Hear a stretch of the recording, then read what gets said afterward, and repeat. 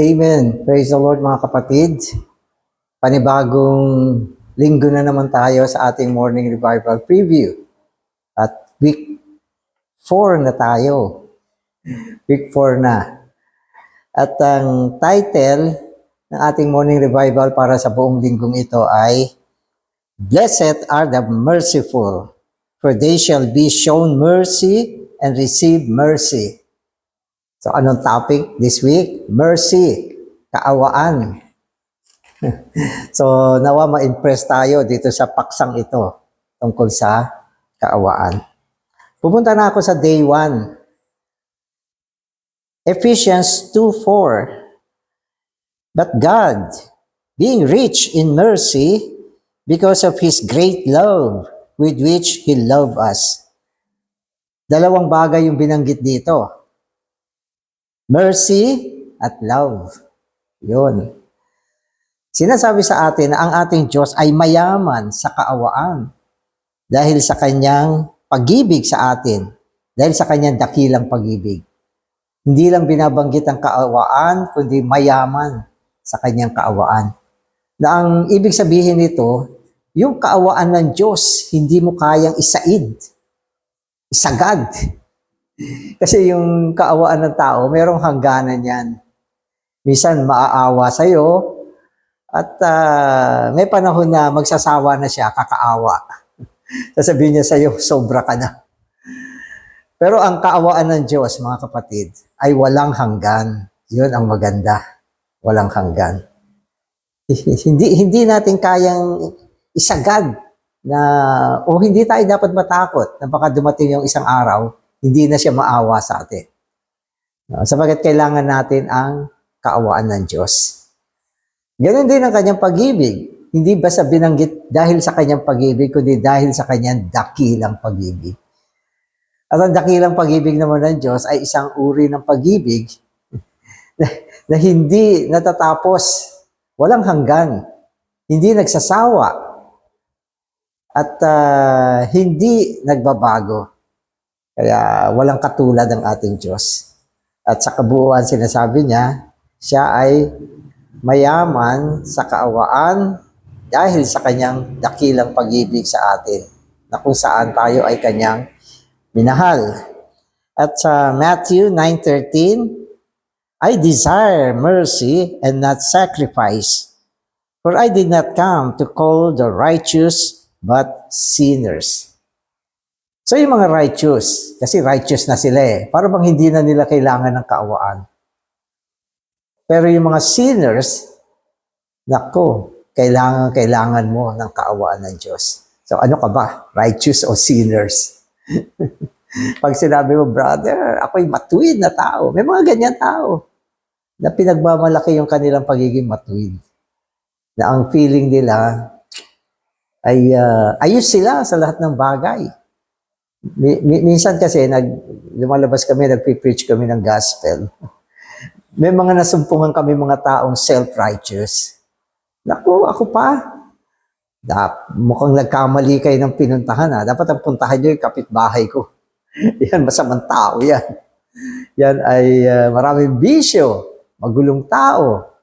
No? At pwede natin sabihin, makasalanan yan. Pero ako, ayos naman ako. Ayos ako bilang isang ama. Nagpo-provide ako sa aking pamilya. Wala akong kaaway. Tumutulong ako. Ang dami yung binanggit na para bang feeling niya talaga righteous siya at hindi na niya kailangan ng awa ng Diyos. Hindi niya alam ang kanyang totoong kondisyon. Siya ay lugmok, makasalanan, at walang halaga. So dapat ganyan. Ako, pwede ko sabihin, makasalanan ako. Hindi ako matuwid. At wala akong kwenta. Ang aking hantungan ay ang dagat-dagatang apoy. Naawa lang ang Panginoon sa akin. Dahil sa kanyang dakilang pag-ibig. Amen. So, wala namang naiiba Ganyan tayong lahat.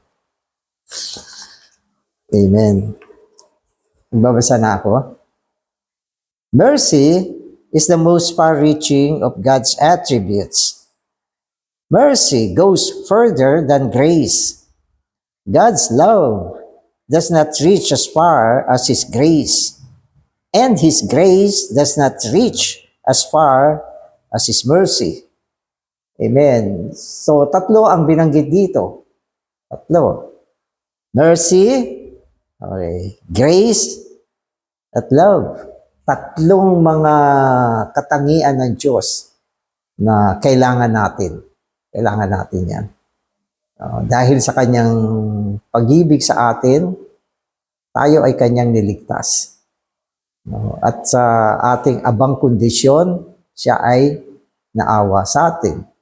Diba? At dahil sa ating pangangailangan sa maraming bagay, binigay niya ang kanyang biyaya. Tatlo. Lahat yan ay mula sa Diyos. Pero dito, nagkaroon ng comparison. So, pakinggan niyo. Sabi niya, yung mercy daw ay ang katangian ng Diyos na nakakaabot sa pinakamalayo. Yung kumbaga sa range, malayo ang naaabot ng mercy sa lahat. Okay? At inihambing siya sa grace, ang mercy ay mas malayo ang kayang abutin kaysa sa biyaya. Biyaya ay sa Diyos din yan. Sinasabi natin, sufficient yan sa lahat ng ating pangangailangan. Pero sa layo, okay, ang mercy ang far-reaching. Okay. Tapos sinabi niya,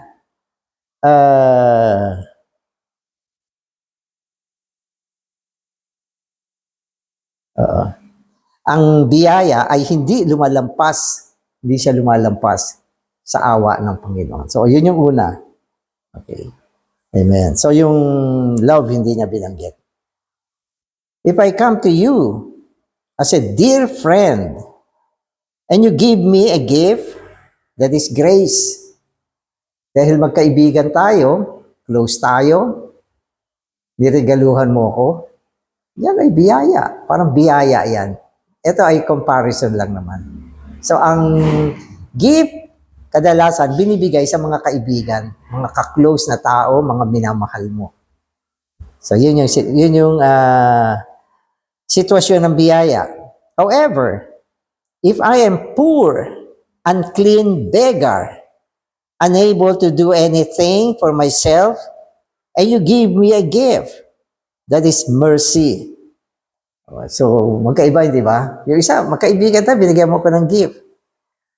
Pero yung isa naman sitwasyon, hindi tayo close. Tapos ako ay isang maruming pulubi. Walang kayang gawin. Walang kayang gawin sa buhay ko. At wala kang mapapakinabangan sa akin. Wala akong mabibigay sa iyo. Pero sa kabila niyan, binigyan mo pa rin ako ng regalo. Yan ay mercy. Naawa ka kasi sa akin. So, nakita niyo, yung mercy, napaka-touching kasi. Napaka-touching dito eh.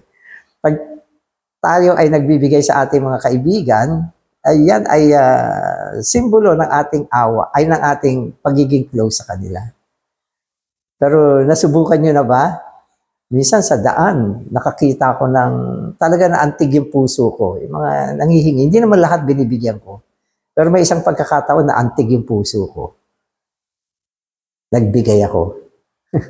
Dahil sa awa. Awa yan. So, tayo ba ay kaibigan ng Diyos? O kaaway ng Diyos? So, ang ating history, mga kapatid, tayo ay kaaway ng Diyos. At dahil sa pagkatisod, tayo ay naging aba at lugmok sa kasalanan. At naging nailagay sa isang nakakaawang sitwasyon. Pero ang Diyos, hindi tayo binitawan. Tignan niya tayo, wala nang pag-asa. Wala na. Pero ang kanyang kaawaan, na napakayaman, dahil sa kanyang dakilang pag-ibig sa atin, hindi niya tayo iniwanan.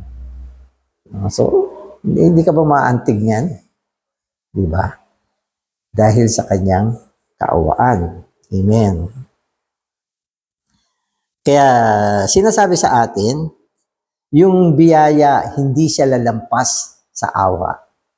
Hindi siya lalampas. Yung awa ng Diyos. Ito yung nagtulak sa Kanya para igawad pa rin ang Kanyang biyaya sa atin sa kabila ng ating abang kondisyon. Amen. Amen. Grace extends not only to a situation that correspond to it, but mercy goes much further, reaching into a situation that is poor and unworthy of grace. According to our natural condition, we were far removed from God, totally unworthy of His grace, and we were eligible only to receive His mercy. Amen. Yung grace kasi, mga kapatid, ito ay supply para sa pangangailangan natin. Yan ang grace. Sabagat yung buhay natin, kung wala ang biyaya ng Panginoon, wala rin tayo magagawa. Wala tayong magagawa. No? Ang grace ay ang ating kalakasan. Sabagat kung walang grace, mahihiyan ng tao tayo. Yung grace ay ang ating karunungan upang gumawa para sa Panginoon. Kung walang grace, tayo ay mga mangmang. Hindi natin alam paano ang ating gagawin. Diba? Ang grace ay ang ating pasensya. Kailangan natin ng matinding pagpapasensya.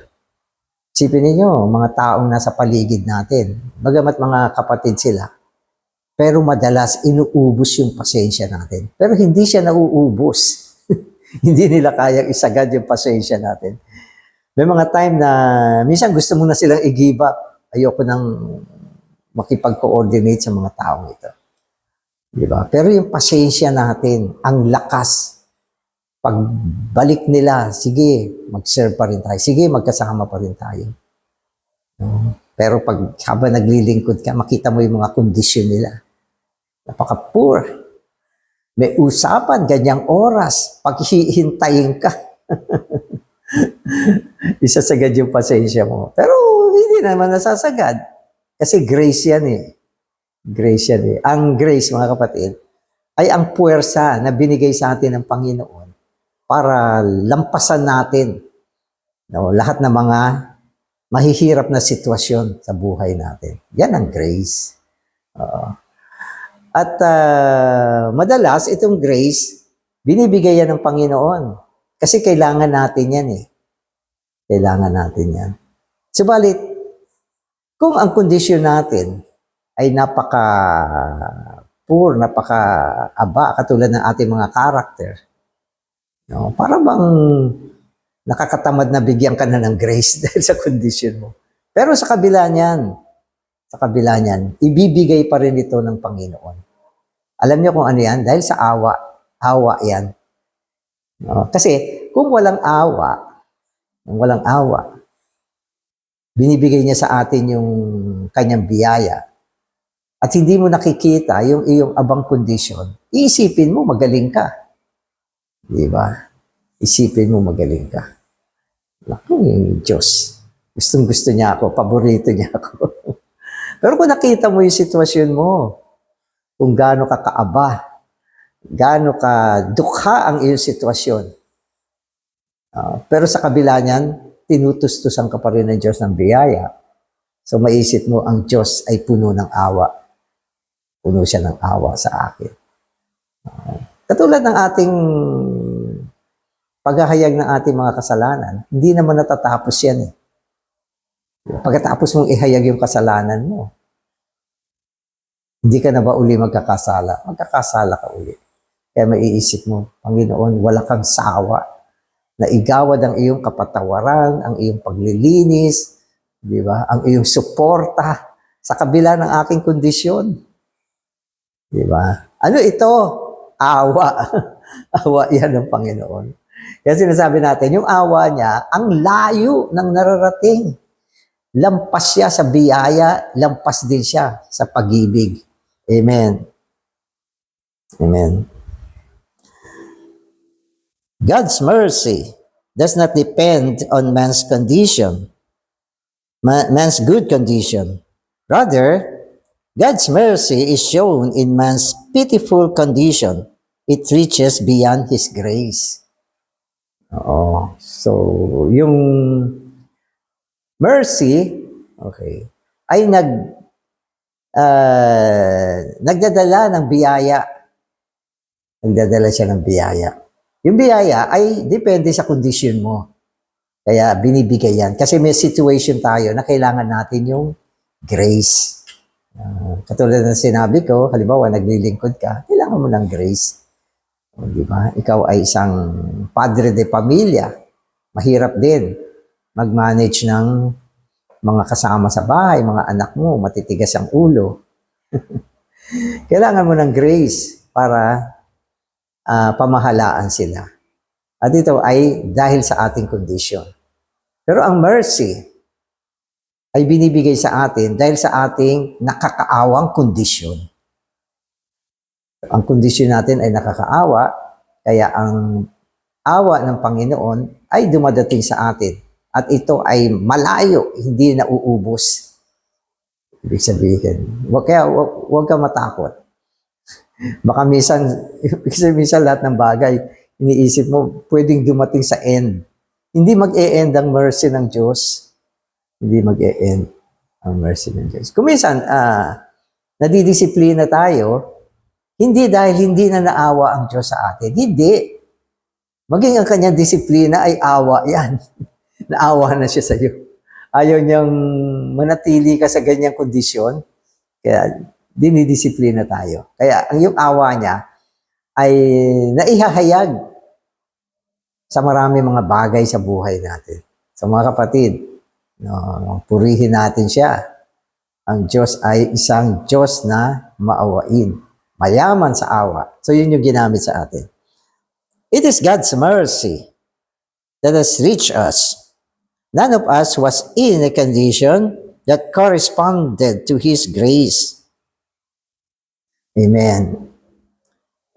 We were so poor and pitiful that there was the need for God's mercy to extend to our fallen condition. God's mercy has brought us into His grace. How we need to realize this and worship God for His mercy. May biyaya ka ba? Meron naman. Pero alam mo ba kung ano nagdala sa iyo sa biyaya? Kaawaan ng Diyos. Kaawaan ng Diyos. Kaya ang bunga ng kanyang awa ay ang kanyang pagtutustos ng biyaya sa atin. At yan ay katunayan ng awa ng Diyos. Lalo na sa mga kapatid na naglilingkod. Pwede kong sabihin, naglilingkod ako dahil meron siyang biyaya sa akin. Kung walang biyaya ang Panginoon, hindi ko kakayanin na maglingkod. Lalo ngayon, matanda na ako. Baka sasabihin ko, mag-retired na ako. Pero hindi umaabot sa ganon. Kasi araw-araw nararamdaman ko yung grace ng Panginoon ay sinusuportahan ako. Pero hindi naman dahil ako'y karapat-dapat sa kanyang grace, hindi dahil sa karapat-dapat. Walang karapat-dapat. Lahat tayo hindi karapat-dapat. Pero bakit? Bakit meron pa tayong grace? At bakit nandito pa tayo? At bakit nakakapaglingkod pa tayo sa Panginoon? At bakit sumusulong pa tayo? Hindi lang sa napag-iiwanan. Mga kapatid, lahat ito ay dahil sa awa ng Diyos. Awa ito. Lagi mong tatandaan yan. Meron ka ba nito? Huwag ka magmagaling. Lahat ng ito ay awa ng Diyos. Kaya wala tayong may pagmamalaki. Kaya dahil dito, dapat mapagkumbaba tayo sa lahat ng sitwasyon. Maski sa eklesiya, wala tayong mapagmamalaki. Ang buong eklesiya ay pag-aari ng Diyos. Siya ang may-ari ng eklesiya. At hindi tayo pwedeng lumampas sa may-ari. Hindi tayo pwedeng lumampas sa ulo. Hindi tayo pwedeng maghari. Hindi tayo pwedeng manguna. Lahat ng ginagawa natin, mga kapatid, ay dapat nasa ilalim ng kanyang kapamahalaan. No? At kaya lang tayo nandito dahil naawa ang Panginoon sa atin. Kaya mga kapatid natin sa church, alagaan natin.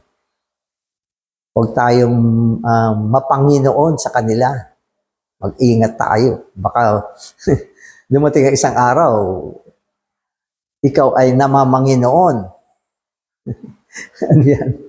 Pwesto yan ni Christ. Huwag mong pasukan yan. Kasi sa ating paglilingkod, mga kapatid, ito, idadagdag ko lang ito. Dapat palagi meron kang isang tinig sa loob mo ng lahat ng ginagawa mo. Huwag mong gawin ang isang bagay na wala kang tinig, pandama na nanggaling sa Panginoon. Delikado yan. Delikado yan. Bakit mo gagawin ito? Kasi merong salita ang Panginoon sa akin. At kung mga masisela na bagay, lalo na, may mga masisela na bagay sa church, mag-ingat kayo. Mag-ingat kayo. Bago mo ginawa yan, lumuhod ka ba sa Panginoon? Nag-fasting ka ba? Nanalangin ka ba ng maraming beses sa Panginoon? At natanggap mo ba yung ganyan damdamin mula sa Diyos para gawin mo yan? Maging maingat tayo. Tandaan natin, ang kondisyon natin ay aba, nakakaawa. Tapos bigla kang bubulusok sa gitna ng church at gagawa ka ng mga hakbang na sasabihin mo, kailangan gawin to eh. Mga kapatid, hindi ganyan kadali. Kailangan natin ng awa ng Panginoon. Amen. Amen.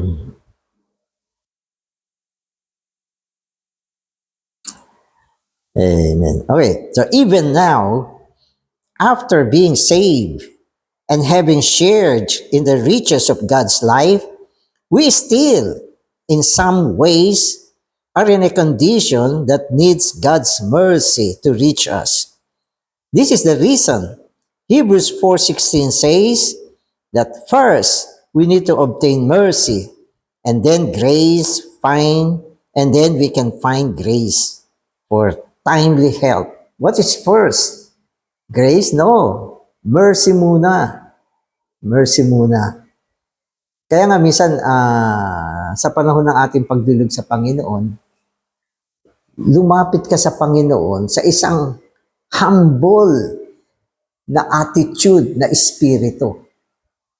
Dapat ibaba natin yung sarili natin sa Panginoon kung lumalapit tayo. Panginoon, kaawaan mo ko, Panginoon, alam mo yung sitwasyon ko. Ang baba ng sitwasyon ko. Kung hindi mo ako bibigyan, Panginoon, wala ako. So, yung pagiging mababa natin sa Panginoon, mga kapatid, ito yung nagtutulak sa Diyos. No? Para lalo nating ma-draw yung kanyang awa sa atin. Huwag tayong pumunta sa Panginoon na baka kondenahin natin yung mga kapatid sa harapan ng Panginoon, mapahamak tayo dyan. No? At huwag nawang mag-ignite yung ating sarili. Kaya ito ang pagkakamali ni Moses. Kung naalala nyo, nung unang nag-murmur ang mga Israelites kay Moses, di ba? Inano nila, hindi nila nirespeto si Moses. Pinapagalitan nila, sinasabihan nila ng hindi magagandang salita. Pero nung panahon na yon, sabi ng Biblia, si Moses ang pinakamik na tao sa ibabaw ng lupa. Diba? Binabalahura, no? At pinagwiwikaan. Pero hindi siya nag-react. Sabi ng Biblia, he became the meekest person on the face of the earth. At ano lang ang pwede niyang gawin? Pumunta sa Diyos. At hiningi pa niya ang awa ng Diyos sa mga taong ito. Pinanalangin pa niya ang mga taong ganyan. Di ba? Bakit? Kasi alam ni Moses na siya rin mismo ay mababa ang kondisyon. Diba? Si Daniel, hiningi niya ng tawad ang bayan ng Diyos. Hindi niya kinondena na, Panginoon, ito, tama ito, dinala mo kami sa Babylon, pinarusahan mo kami. Hindi. Kinonfess niya yung kasalanan ng bayan ng Diyos. Wala siyang pagkukondena sa kanyang espiritu tungkol sa bayan ng Diyos. Kasi, na-realize niya na siya mismo ay may kasalanan. So mga kapatid, kung naglilingkod ka sa Panginoon, dapat punong-puno ka ng pagkukumbaba. Wala tayong karapatang humatol sa loob ng eklesiya. Pero si Moses, nagkamali rin siya. Isang araw, napuno na siya. Hindi na pwede to. Hindi na pwede to. No? At dahil sa napuno na siya, naihayag niya ang kanyang sarili. Nakalimutan niya ang kanyang abang kondisyon. Di ba? Ano nangyari? Pinukpok niya yung bato. Pinukpok niya yung bato. Sino ba yung bato? Sabi ng Biblia, the rock was Christ. Pukpukin mo yan dahil galit ka para mong pinukpok yung puso ng Panginoon. Kaya dahil dyan, napahamak siya. Di ba? Kaya mga kapatid, manatili tayong mababa sa gitna ng sitwasyon. Oo, sa gitna ng sitwasyon. Mga kapatid, patawarin niyo ako. So tama yan, minsan ganun. Sapagkat ang strategy ni Satanas ay i-stir up ka, mawala ka sa espiritu. Malaglag ka mula sa biyaya, maibaling ka sa laman, mapuno ka ng sarili. Diba? At dahil diyan, babagsak din tayo. Kaya mga kapatid, ano ba tayo? Mga mabababang tao. Tama naman yan, tayo ay alipin. No? At nangangailangan ng awa at biyaya ng Panginoon. So, maganda itong topic natin. Nakakatulong ng husto sa atin to bilang mga tao naglilingkod sa Panginoon. Amen. Oh, how much we need God's mercy. We should treasure His mercy as much as we appreciate His grace. It is always God's mercy that qualifies us to participate in His grace. Ganda ito. Dahil sa kanyang awa, kwalipikado kang makibahagi ng kanyang biyaya. Dahil sa kanyang awa. At ang kanyang awa ay dahil sa ating abang kondisyon. So tandaan nyo yung sinasabi sa Biblia, okay, ang mga palalo ay sinasalansang ng Diyos. At ang mga mapagkumbaba ay binibigyan niya ng biyaya. Kaya mas mabuti, manatili tayong mababa sa harapan ng Panginoon. Kasi tayo ay mga nakakaawang tao. Amen. Amen. O ito. Paul says that it is not of him who wills, nor of him who runs, but of God who shows mercy. Amen. Sa buhay natin, bilang Kristiyano, inuudyukan tayo na magkaroon ng will at tumakbo. Merong ganyang aspekto sa buhay natin. Hindi pwedeng yung buhay mo, lalatoy-latoy ka. Hindi ka gumigising sa umaga para mag-MR. Hindi ka nag-church life. Hindi ka naglilingkod sa Panginoon. Hindi ka naghahabol sa salita ng Panginoon. At dito, sinasabi, manalangin ka tungo sa Diyos. So, hindi pwedeng hindi mo gawin yan. Yan yung sinasabi na, you should will and run. Pero sinasabi sa atin, hindi din naman dahil you will and you run, kundi ito ay mercy pa din. Wow! Di ba? Wala kang mapagmamalaki. Hindi mo pwede sabihin, ang sipag ko, ang Faithful ko, ang ganito ko. Sasabihin sa'yo ng Panginoon, lahat yan ay awa. Okay, so pakinggan nyo. Romans 9:16. Our concept is that the one who wills will gain, that he wills to obtain, and that the one who runs will gain what he runs after. If this were the case, then God's selection would be according to our efforts and labor. Ang kaligtasan hindi ayon sa ating effort, hindi ayon sa ating labor. Walang ganyan. Tila may ganyan, pero kung tutusin, walang ganyan. Ano meron? Mercy. Isang araw, kung ikaw ay talagang na-bless ng Panginoon, isang araw, pwede ka maging mandaraig. At dahil naging mandaraig ka, ikaw ay gagantimpalaan ng Panginoon. O, naging, naging hari ka kasama ni Kristo. O, taas ng posisyon. No? Pero hindi mo pa rin sasabihin, itong posisyon na to, pinagpaguran ko to, pinaghirapan ko to, pinagpuyatan ko to, dugo at pawis ito. Hindi ka aabot sa ganyan.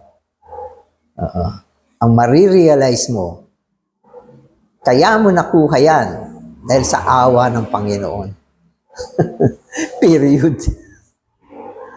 Amen. So ngayon, maintindihan natin na gaano ka-great ang kanyang awa. Amen. Amen. On the contrary, God's election is of God who shows mercy. We do not need to will or to run, for God has mercy on us. If we know God's mercy, we shall not put our trust in our effort.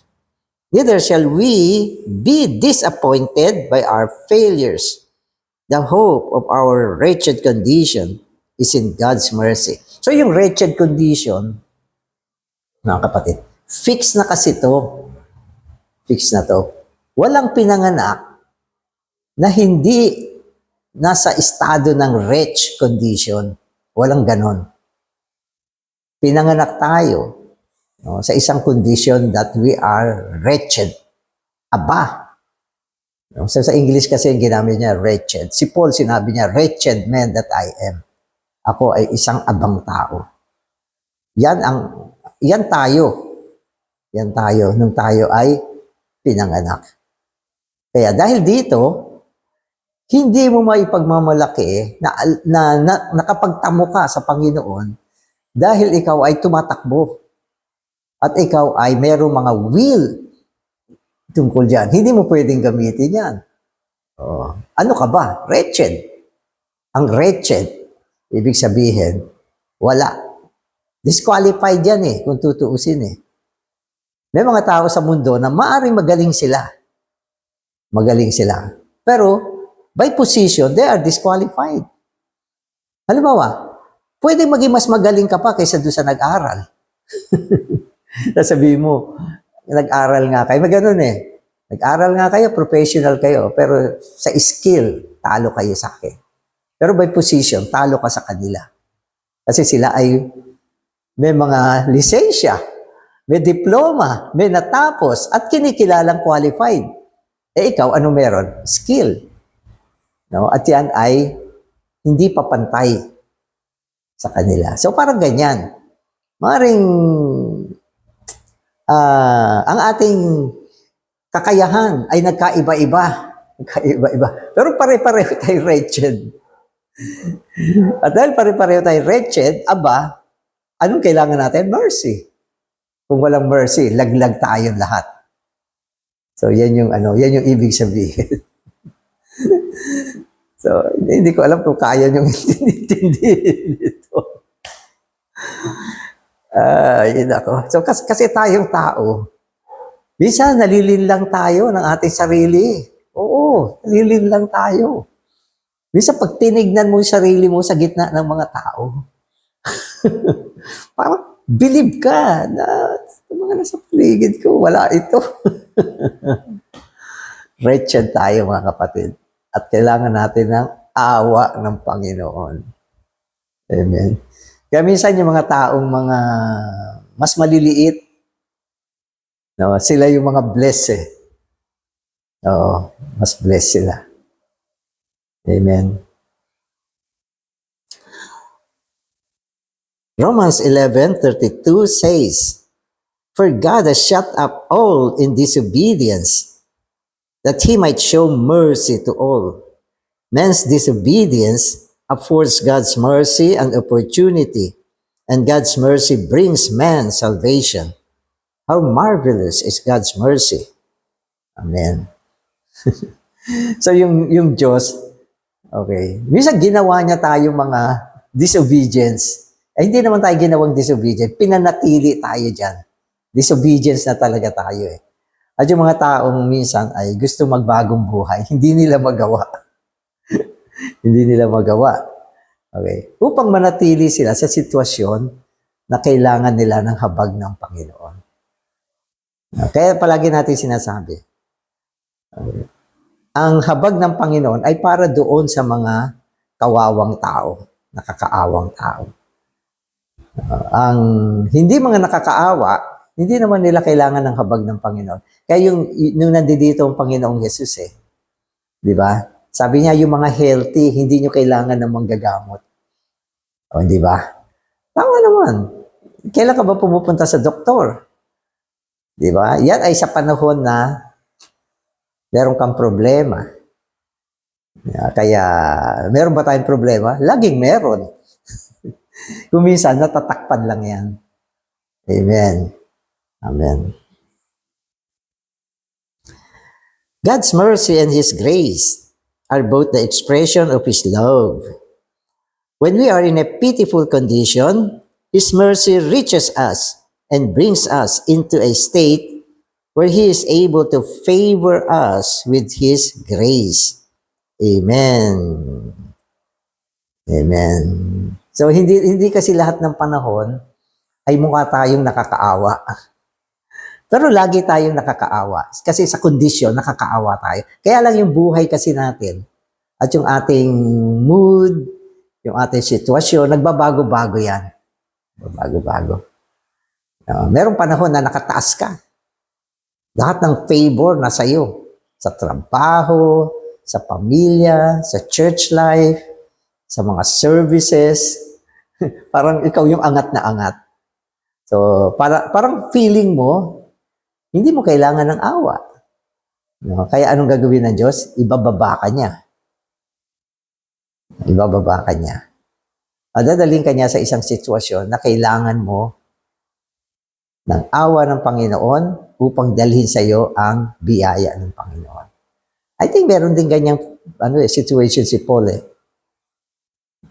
Na binaba siya ng Panginoon. At ito ay nung siya ay madala sa mga matataas na pangitain. Di ba? Sinabi niya, nakarating siya sa Hades. Naku! Hades, napunta ka ni Paul. Gusto mo bang pumunta dyan? Kailangan mag-antay ka pa, hindi pa ngayon. Pero siya, narating niya yung Hades.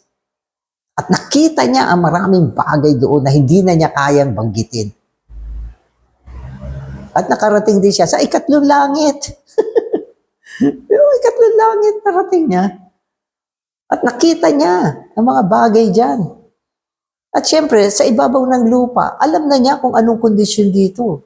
Lahat tayo nasa ibabaw ng lupa ngayon. Alam natin lahat kung ano nangyayari dito. Alam natin kung ano nangyayari sa gobyerno. Kasi nasa ibabaw ng lupa tayo eh. At sa church life, sa family life natin. Pero alam mo ba kung anong meron sa Hades? Kung ano yung nabasa mo. Pero hindi ka nakarating doon. Ang Panginoon nakarating doon sa Hades. No, doon sa lugar ng paradise. At si Paul, nagalugan niya. At dahil sa taas ng kanyang pangitain, no, sabi ng Panginoon, baka siya ay maging palalo. Kaya binigyan siya ng tinik. Ng tinik. 3 beses niyang hiningi na mawala ito. Hindi inalis ng Panginoon. Nilagay siya sa isang sitwasyon na nakakaawa. Pero mula diyan, sinabi ng Panginoon, ang aking biyaya ay sapat para sa iyo. Kaya sinasabi ni Paul na sa panahon na mababa ka, doon mo makikilala ang biyaya ng Panginoon. Diba? At itong biyaya ng Panginoon, sabi niya, ito ay ang kapangyarihan ng Diyos. Amen. Kaya di ba yung binasa nating verse dito, ang kanyang trono ay trono ng mercy at trono rin siya ng biyaya. Kaya maganda ang pagtalakay dito. Amen. Luke 15, 20 to 24 says that when the father saw the prodigal son returning, he had compassion on him. O ito, so alam na alam niyo yung kwento ng prodigal son.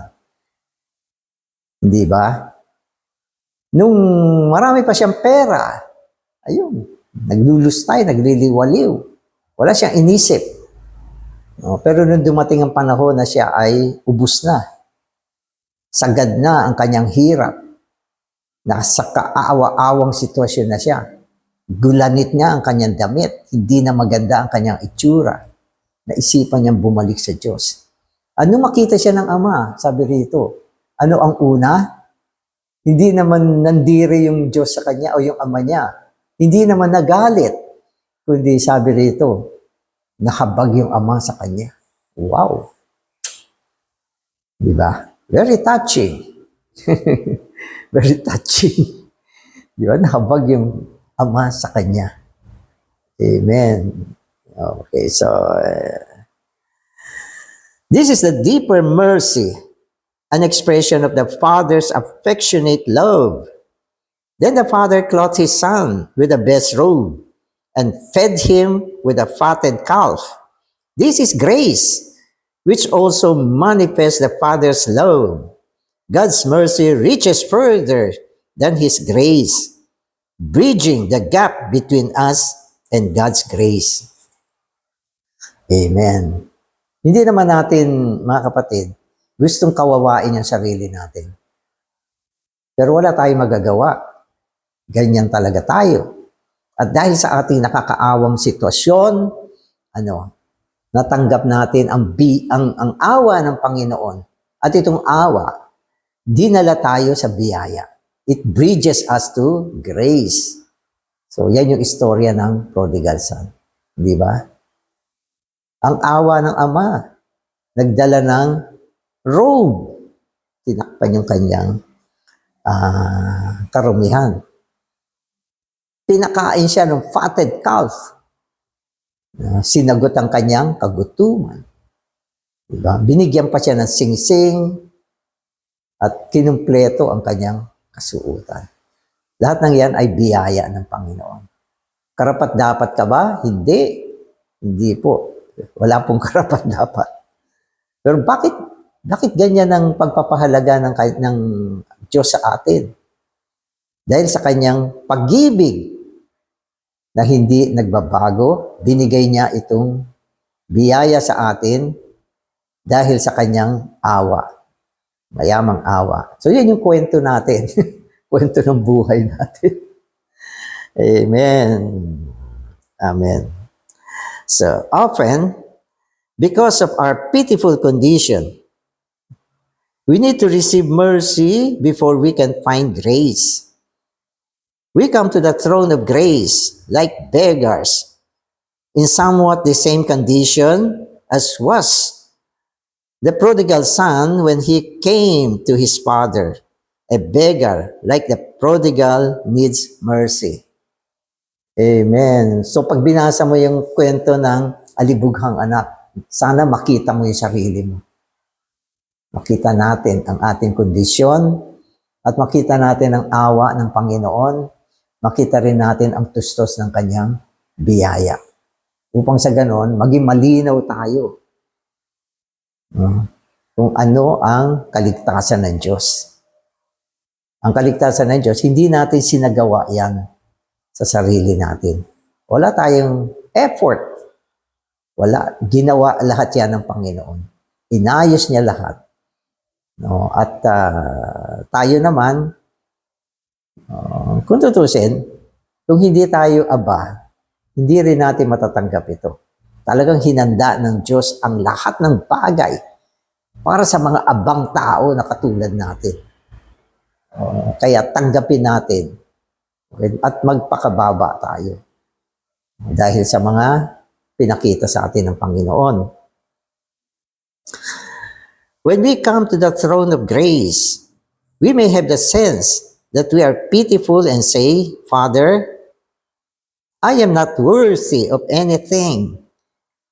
But the Father may say, you are unworthy, but I am merciful.